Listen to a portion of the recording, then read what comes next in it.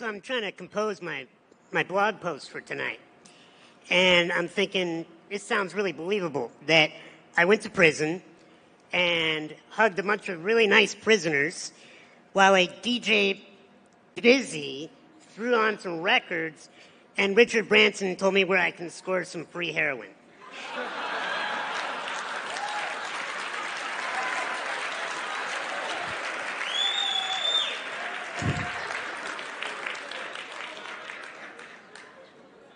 True story.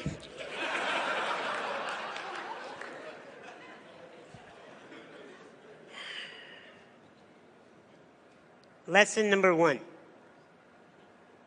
Never believe a prediction that doesn't empower you. When I was born, the doctors told my parents that I would be dead within the first 24 hours of my life.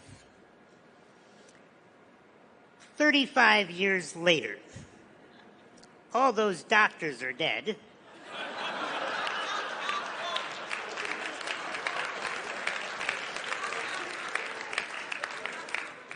And I am the only doctor that remains.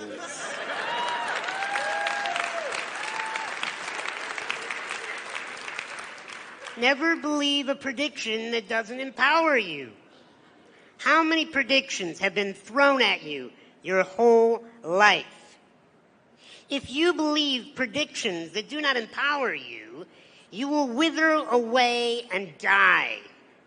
Either physically die or your spirit will die as you just walk around the world like a carcass that is just following the masses. You will be given a lot of titles in your life. You will be told so many different things. You must only listen to that which empowers you. I have a belief that has served me in my life, and that is that everyone is rooting for me to win, even those that do not know it.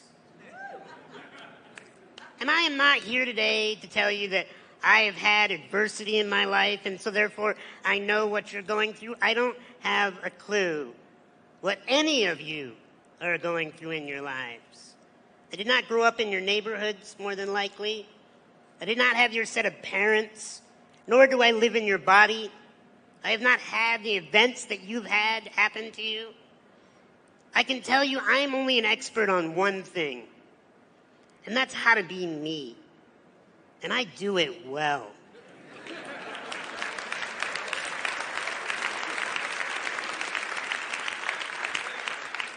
But it's not come easily. I've gone through things that I don't wish upon anyone in this room. I've had metal rods pulled out of bone marrow while I was awake. I've had jaw infections where teeth had to be extracted and I can no longer chew my own food. I have to get up every day and be showered and cared for physically by another human being. Fortunately, she's a gorgeous woman that I married.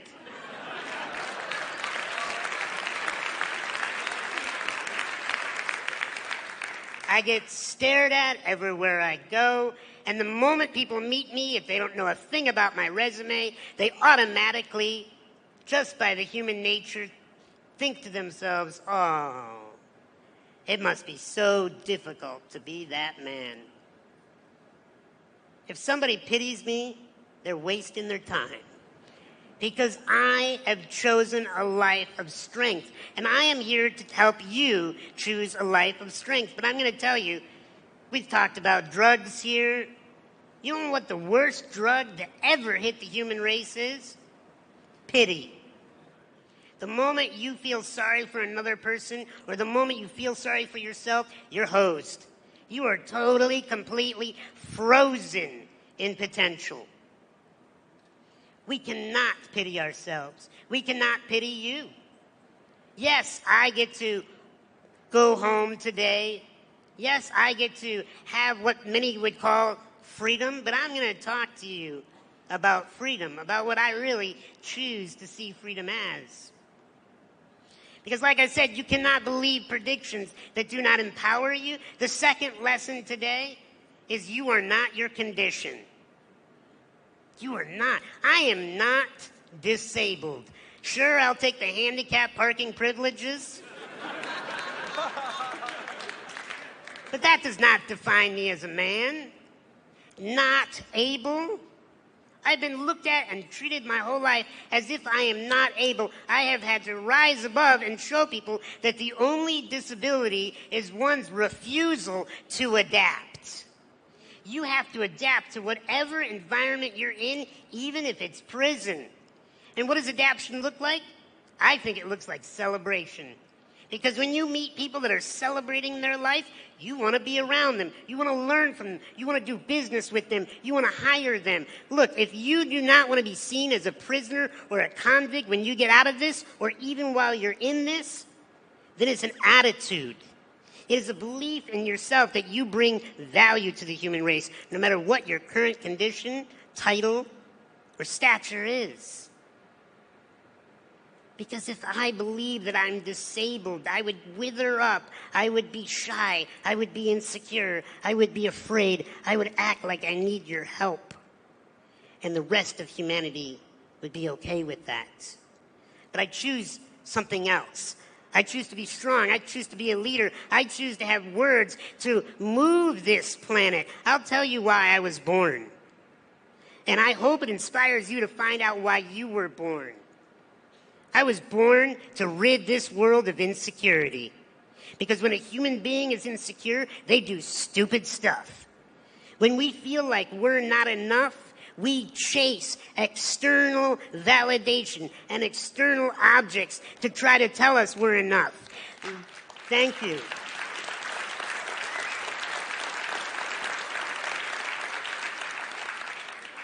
You are enough. I'll tell you, I made a pledge as a therapist to love all human beings no matter what they've done. Because deep down inside, I've found that every human being just wants to be loved. Even if they're tough, even if they're scary, even if they're vicious, you get them in the right position at the right time, they'll tell you the truth. They just want to be loved. You know who they want the love from the most? Not their moms, not their dads, not their wardens, none of these people. They want to be able to look in the mirror and love themselves. And if you can figure that out, then you're going somewhere.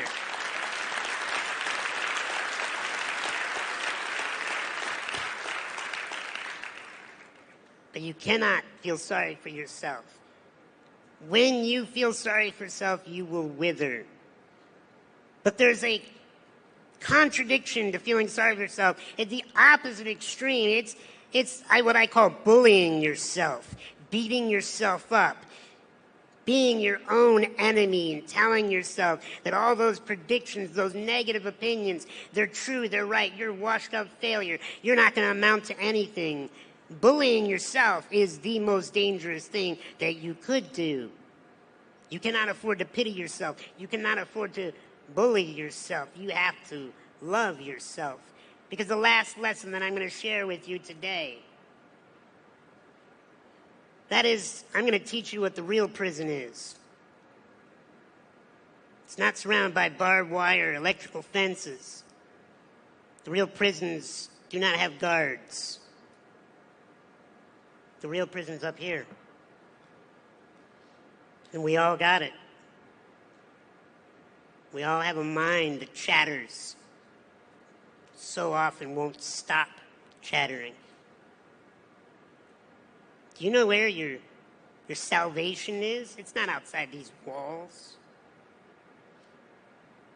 I've met so many people that are so extremely successful and famous that are in prison because they're stuck in their minds,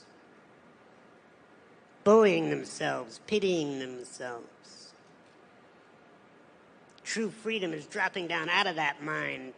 And what my wife has taught me is drop into your heart, into mastering this beating thing that is more than just sending blood to the extremities. What is it doing? It's sending emotional possibilities, infinite possibilities of choice in our behavior, in our life, in our attitude. When you love yourself, whether you're sleeping on a prison cot or in a mansion Whether you have food in your belly or you don't know when your next meal is coming, when you love yourself, when you learn to master your emotions, then and only then are you free. I love you, each and every one of you, and I wish you freedom within these walls. God bless.